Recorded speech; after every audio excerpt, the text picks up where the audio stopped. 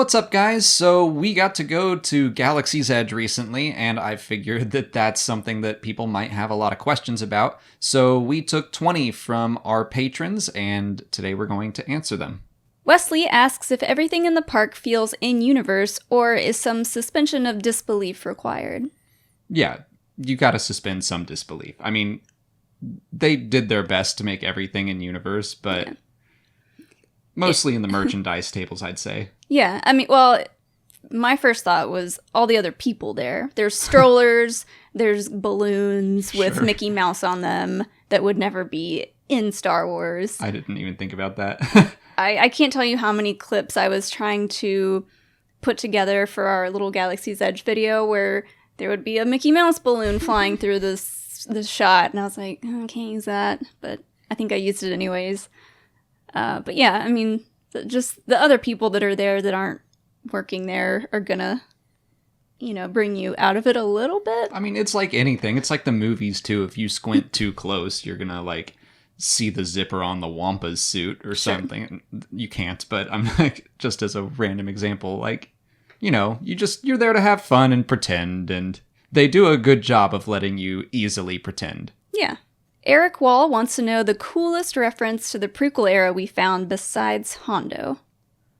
I would just say everything in Doc-on-Dars. Not even just prequels, but for just prequels, they had, Palpatine's cauldron, where he does Sith magic, and they have masks from all over the place. I was really close to buying a Jedi Temple mask. Ooh. I thought that looked really cool. Yeah, they also had Rex's helmet, or was it just a clone helmet? I can't remember. There was a Clone Wars era helmet, up in the top rafters where you could see all the really special stuff. There was a gold-plated Gungan head. Mm-hmm. They have a lot of stuff that you can both buy or just in the upper rafters is where Doc's personal collection is, and that's just really fun to look through, and I don't think you can even see everything there is to see at one go. Yeah, and there's also, you can buy kind of a replica of Padme, one of Padme's headpieces. Oh, yeah. It's very expensive, but it's there. And you can also buy the Japor snippet necklace, which is one of the things that I bought because it was $20 and it looks really cool. Yeah. I would say some of those just old prequel era relics in Doc-on-Dars. That's where a lot of fun stuff is. Lachlan Morris asks if we think it's worth it to go to the park right now, or should you wait for the crowds to die down? It's hard to say because we were lucky and got in through the whole reservation system. Thanks again to Azatrue. Yeah, which is totally full up at this point. I think so. And when does it end? June 23rd. So after June 23rd, you can go stay as long as you want, but I imagine it's going to be insanely crowded. Yeah, so it wasn't that bad when we were there. When the floodgates open, I don't know what it's going to be like. So if it is crowded, I would probably say give it a little bit. Yeah. I would also say wait until the second big ride opens.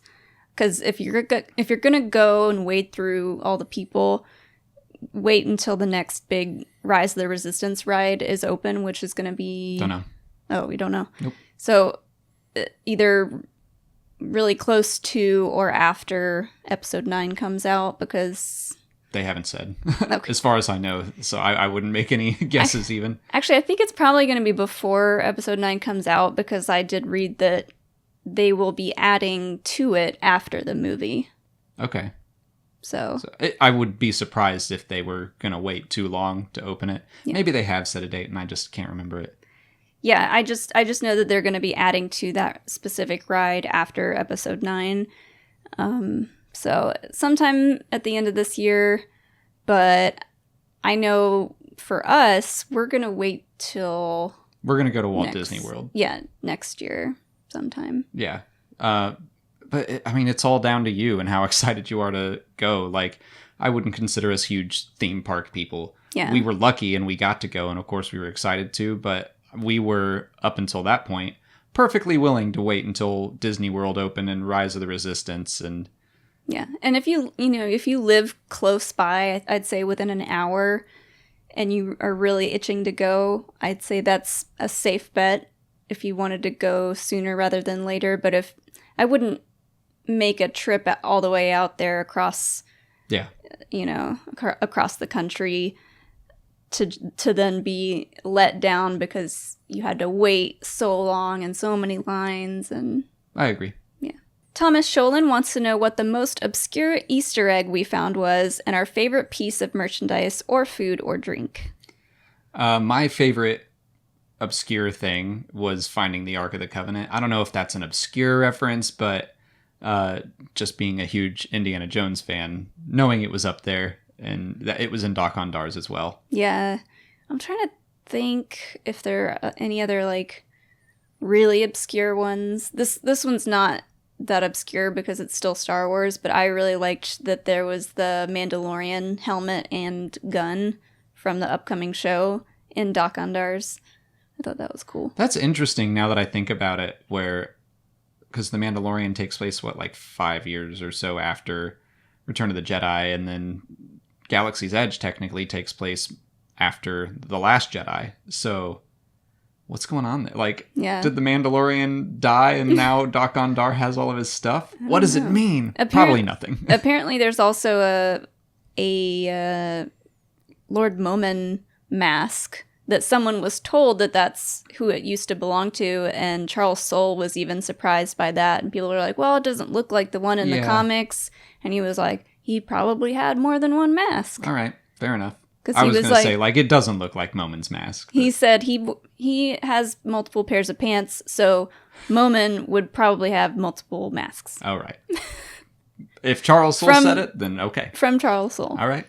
Andrew Beardsley asks if all the cast members are human or are there some aliens in the mix? So yeah, all of the cast members walking around the park, like the crew, I guess, they're all human. Yeah. I mean, there are animatronic aliens here and there, and there is a Chewbacca. Mm-hmm. But no, I wish there were. It didn't even dawn on me until I was reading Crash of Fate, and they talk about all the alien species wandering around, and I was like, oh yeah, that makes sense. But I understand that adds a whole level of just headache. Oh, yeah, I can't imagine people, other than the guy in the Chewbacca costume, people being in these elaborate costumes and makeup all day, and the park gets so hot. Even if it were something simple like a Pantoran with blue skin, you'd sweat that right off. Yeah. And human, just it's the most humane option for the cast members for sure. And I wouldn't wish someone having to lug around a Togrutan headpiece or something like that. So I can't remember. Did the cast members ask us about our species? Were we technically a different species than them? No. They did ask us about where we came from and our technology and stuff. Yeah. But no, they just assumed we were human, I think. Alex Brennan wants to know if they explain what Chewie is up to while you're on your mission for Hondo in the Smuggler's Run ride. Yep. They do. I don't want to get in it too much, but he is present at the park. He is around during the Falcon ride in a way. But yeah, they explain it. Mm-hmm. Don't want to spoil it for you. Yeah. Jason Bobbery asks if you can put different crystals in your lightsaber to change its color. Yes, you can. Yes. The crystals are $12 each, and you can buy all the main colors, plus orange, I think. No orange. No orange. It's blue, green, purple, yellow, which does look kind of orange, when you're just holding it, and red. White. And white. Yeah. And I don't know if I heard they got rid of the black ones because people were going a little crazy over them. Yeah. And I also don't know if that changes. I think that's still just red. I don't know. Yeah, it won't make your lightsaber be black. I don't know. What I've seen. It might, but I don't think it does. But yeah, you can deassemble your lightsaber, swap out the kyber crystal, and it will change its color. Greg Cash wants to know if the lightsaber building was worth it for the experience alone. So he, in his question, I remember, was saying that he builds them as a hobby. So he's not so much interested in having a lightsaber. He wants the experience. I think I want to say yes. It's on the fence because, like, if you just bought a nice Ultra Saber online, they can cost $200, $300. This one is $200. It's very nice, but you also get this experience of, like, I built this, and it's exactly what I wanted, and I made all these choices. Mm-hmm. And there's more to it than that. Like, there's a bit of story in there, which, again, we won't go into and spoil, but... Yeah, I mean, it was possibly our favorite part of the park for us. Definitely my favorite part. Yeah. If you build them on your own time and you have nice ones already, you just got to decide if you want another one and if you want to pay the $200 for the experience. I would say yes if you are interested in the ability to change the little crystals. Yeah, that is cool. Because for me, I mean, that's just so cool. But I mean, if you build them, I'm sure you can change the color pretty easily. But I'll just say that, like, I got chills multiple times doing it, and I'm like, in my mind, I'm like, I know this isn't real, but it kind of feels real. Yeah, they won't let you use them, like, swing them around in the park or anything. Once you get it, you have to keep it in its little sleeve. But because the First Order will come after you, like, you don't want to be showing off that you have a lightsaber. That's not good. Right. There's story reasons. All kinds of story reasons why they don't allow you to do stuff. Daniel Bowen asks, what other rides at Disneyland or World compare to the Falcon ride? I mean, Star Tours is the easy comparison. It's way more, like, involved than Star Tours. More elaborate. And, I mean, the line is amazing. But the ride itself, like, yeah, you can pilot it, but it's on rails. It reminds me of, I think this was in Universal, if you're old enough to remember the Back to the Future ride. You're sitting in the car, there's a screen. I can't remember if there were buttons and stuff to press. Not that I recall. In that game, or in that ride, but there is an interaction that each person has as part of that Smuggler's Run ride that involves button pressing and other things. It's like any of those simulator rides, Star Tours, Back to the Future, the Spider-Man ride, kind of. Yeah, but it doesn't, it's not on an actual, like, trail. It's just in that same genre of ride. Like, I mean, we're not theme park people. I don't know exactly what to call these, but... It could be kind of like the Avatar ride. Yeah, it's similar to that, too. Mm-hmm. But... you do have more to do. Yeah, like, you're going to pilot it or shoot the guns or you'll be an engineer, and, like, you do have an effect on the outcome of what happens. So that's cool. Mm-hmm. But the ride itself, I would say, is just very similar to Star Tours. You don't fly it as much as, like, you can't just go wherever you want. It's just like, I'm going a little to the left, a little to the right, a little up, a little down. William Tressel wants to know how the tension between the First Order and Resistance feels at Black Spire. It's not like all-out combat or war or anything. It's mostly, whenever we ran into Vi or stormtroopers or whoever, it was just like, have you heard about this spy? Or, like, look out for the First Order. It's just, it seemed like they both knew that the other was in the area, but we never saw them straight up interact. Yeah. Well, I'm blue screened again.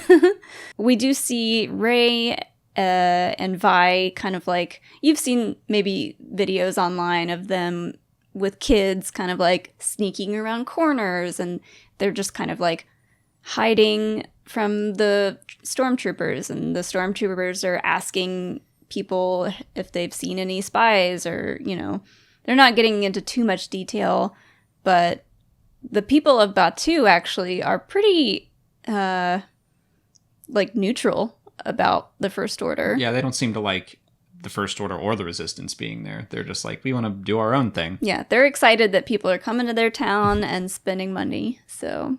Alexis Nuna asks if the park is wheelchair accessible. It is. Yeah, I didn't see anywhere that, like, you could not get if you didn't have a wheelchair. I will say that there were some parts where, like, you'll have to take the long way around. Mm-hmm.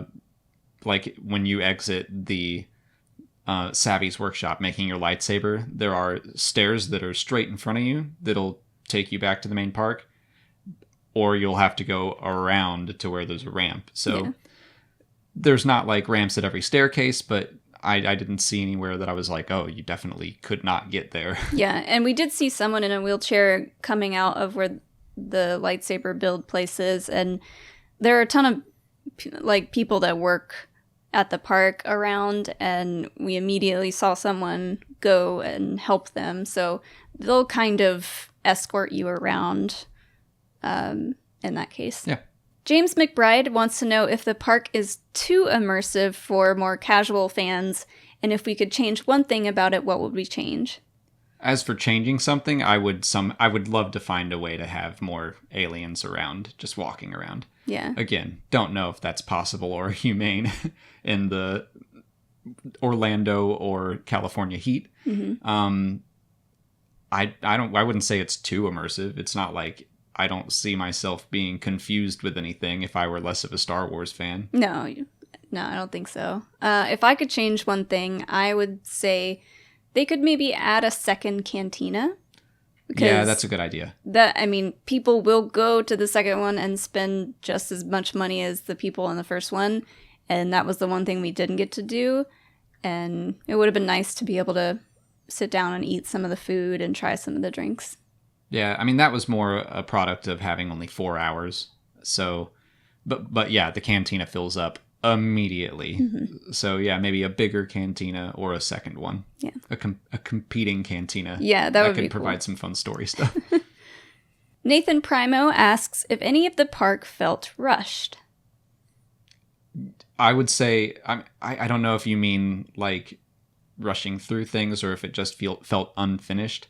I didn't think it felt unfinished at all. No, I think maybe he's talking about like people kind of like moving you along or something like that. But maybe for us, the Smugglers ride, the line was actually pretty short. So once we got inside, I would have liked to have been able to spend a little more time just walking around the inside of the Falcon, sitting at the Dedrick table. The Dedrick table. But once we got into that room, we were kind of like, all right, you're next. Yeah. We didn't have any time to explore or anything. So like at that point, it was too efficient. Yeah. I would have loved to stay in there a little longer. But that's the only time I felt rushed. And I didn't feel like the park was incomplete at all. Or like they really slapped this together. Like, no. No, the exact opposite. There are details everywhere. Crate and Barrel, Crate spelled like The Last Jedi, wants to know if you're able to interact with or do missions for both the Resistance and the First Order. A little bit with the Resistance, you can definitely interact with them. Yeah. You can talk with them and stuff, but yeah, I think Vi might like give you a mission and it's to sneak past the First Order or something like that. I think her mission to me was to get me away from her. But they She was just teasing him a lot. They focus on kids. Like we saw Rey and Vi, like you said, taking kids around. Mm-hmm. And I don't think we didn't see any First Order people like giving someone a mission. But there are things on that app I know that you can do. And we did not use the app as much as we probably should have. Yeah, we didn't have time. But if you get the Disney Play app, there are several spots around the park that have QR codes that you can scan. And those give you little missions. And I think you can also accept jobs, like outside of just the scanning things. Yeah. And I don't know if they're coming from the Resistance or if they're coming from the First Order or just Smugglers. I think they come from all three. Mm-hmm. And a lot of that stuff is very interactive, too. Daniel Bowen asks if you can fit the disassembled lightsabers in your luggage.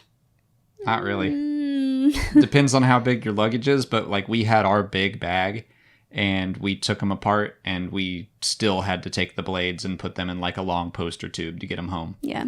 I will say they do give you like a padded sheath, yeah, with like a little strap on it. And it is very easy to take the blade out of the hilt. And when we were going through TSA at LAX airport, they did pull our bag aside, but once she saw what the hilts were, she was like, the Star Wars things? And we Yeah. were like, yeah. And she was like, okay. You're fine. So I imagine they've seen a lot of them, and they will continue to see more and more, and that you'll probably be able to carry on the blade, the full blade, if you have it in the bag. I've seen people do that before, but yeah, it depends on your luggage, really. Like, it didn't fit in ours, but if you had like one of those long bags with wheels on it, sure. Yeah.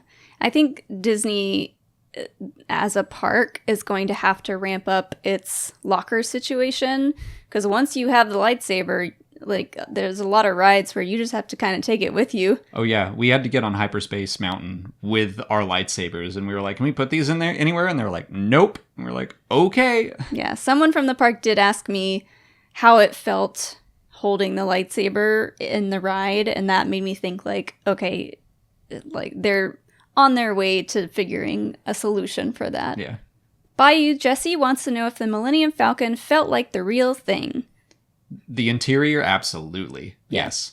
Like, Molly got my reaction. You kind of turn a corner and you're not expecting to be on the Falcon, and you're just on the Falcon. And no one was ready for it. It's awesome. Yeah, and even the cockpit, to me, felt real because there were so many buttons and switches and screens to mess with. I thought that was pretty cool. I mean, that's for me where, like, suspension of disbelief comes in, because I'm like, there aren't that many seats in here, but Sure. It's a ride and it's fine. So, yeah. But I would say the interior with the holochess table and all that, that's perfect. Rick Villanueva asks what SPF sunscreen we would recommend for Batu's 3 sons.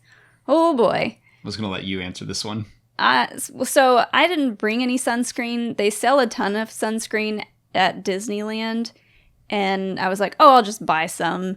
They don't sell sunscreen in Galaxy's Edge, so I would definitely bring some, whatever the highest SPF you feel comfortable wearing.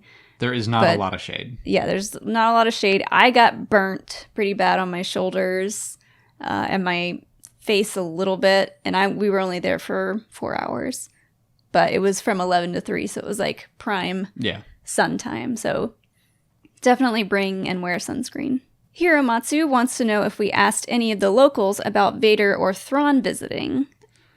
I did try. They get around that by saying that was 70 years ago. Yeah, they say, like, well, I don't know anything about that, but, that was way before my time. Yeah, which it was. It was well before any of them were born. So, I think they're probably, maybe at Oga's Cantina, where, like, Thrawn and Vader actually visited. Maybe you could hear something about it there, but we didn't get to go in. So, I wasn't really trying to challenge anyone on, like, oh, what about Thrawn and Vader and the time they came here? I did ask Vi about Cardinal, and she knew about that. So I think that some people are prepped to answer those questions, and some are just prepped to say, like, oh, that was a long time ago. Yeah, they'll say something like, oh, we know that there used to be Sith, but we don't know anything about them. James Petrie asks how much a Star Wars fan can expect to spend while at the park. Well, that's up to you. Yeah. I mean, let's take away one of our lightsabers. So it's like, if just one person were there, we got, so a lightsaber, 2 holocrons, a handful of crystals, a Kowakian monkey lizard. Yeah, you can get little creatures. I got that necklace. We each got 1 cup of blue and green milk. Yeah. We each got one of the little Coke bottles. I think by the end, we got 1 plushie. We spent around $500, $700 total with our with both lightsabers. But I'd say $500. But obviously, you don't have to spend that much. Like, no. I would recommend bringing $200 for the lightsaber, and then it's just up to you what you want to have. Yeah. Iowa City Spider-Man wants to know the quality and price of the Jedi robes at the park. I thought the quality was pretty nice. All the quality for the costumes looked really good. Like, I looked at a flight suit and I was like, that's great quality. Yeah, I don't know if I looked at the price on the robes. I don't remember, but I'll look it up and I'll just pop it up on the screen. Okay. I will say that I got a belt and it was $60, but it's really nice. But that's all the questions we took from Patreon, so thank you guys for asking your questions. I hope that helps and maybe helps you plan your trip to Batuu someday. If you haven't already, please like this video, subscribe to the channel. Follow us on Twitter, Instagram, and Facebook. And consider checking out our Patreon page. As always, thanks for watching, and may the Force be with you.